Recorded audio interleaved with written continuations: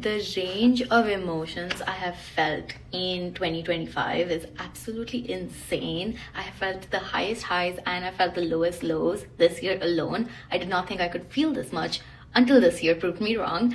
And because of that, and in relation to that, I have made so many changes in my life. Like I moved across the world, I went back to school, I'm in grad school now, and I started reading horror books. And so here is my last now next of books, specifically horror books that I have been reading. Let's go. This was the last horror book that I read, and I read it a couple days ago. I finished it a couple days ago. I've been reading it all month and stopping myself and then reading it again, and it was horror. And people told me that this is not the kind of horror you should start with, but also I was recommended this book and I did enjoy it, so whatever. But the last horror that I read was The Southern Book Club's Guide to Slaying Vampires by Grady Hendrix. My first introduction to horror, and it delivered.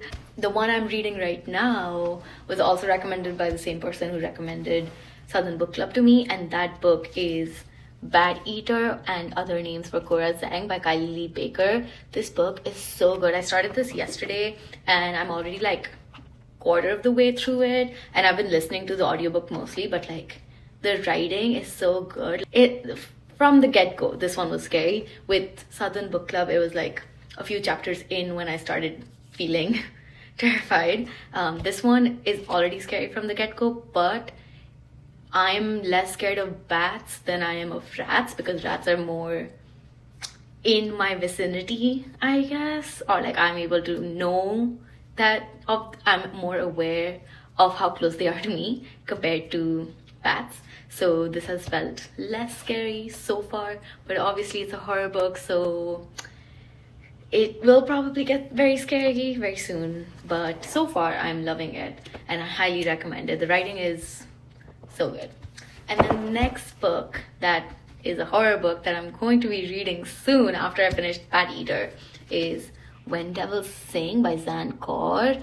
It's high time I read this. It came out in October, but I've had this book for a while and I keep seeing it, but also at that point I was not a horror person, so I was like, I'll wait for the time. So yeah, I think now is the time, and this looks like it's gonna have some other creatures that I should start becoming scared of, so that should be fun. I'm seeing snakes, I'm seeing some moths or whatever they are, some birds.